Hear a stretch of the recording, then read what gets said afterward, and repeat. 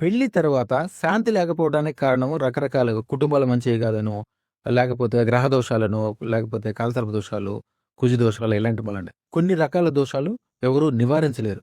అది అనువంశికంగా అంటే పెద్దవాళ్ళు చేసిన ఈ ఇబ్బందుల వలన అంటే తెలిసి తెలవక పెద్దవాళ్ళ వలన వచ్చే ఇబ్బందులు మీకు ఈ రోజున పాపం శాపం కింద మారిపోతాయి. అలాగే కొన్ని రకాలైన ఇబ్బందులు కుజుడు ఉన్న ప్రాంతము కుజుడు 8లో ఉంటే ఆ కుటుంబం గ్యారంటీగా కుటుంబంలో చావులు సంభవిస్తాయి. అలాగే ఎప్పుడు తగువులు ఏర్పడతాయి. 2లో ఉంటే ఆర్థిక నష్టాలుంటాయి. 8లో గాని, 12లో గాని ఉంటే వియ్యంకులుగా అంటారు గదా! వాళ్ళకి ఎప్పటికి పడదు.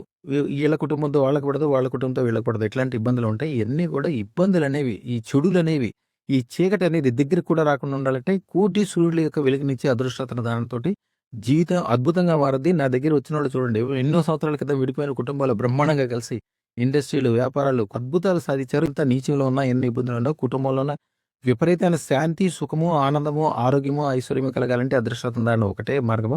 అదృష్టతను ధరించండి. హోంబియా ఓన్లీ నేను 500 పెట్టుకొని వచ్చిన. ఇక్కడికి వచ్చినా సరే అని 5000 ఆర్డర్ ఇచ్చి మళ్ళీ తీసుకెళ్ళిన. వెళ్ళిన 2 డేస్లో మనకు 2 డీలింగ్లు వచ్చినాయి. రేపు కూడా ఒక డీలింగ్ ఉంది మళ్ళీ మాట్లాడేది.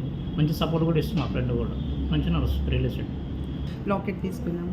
సో మంత్రం ఇచ్చినాక మంత్రం చేసుకున్న తర్వాత చాలా పాజిటివ్నెస్ ఉంది.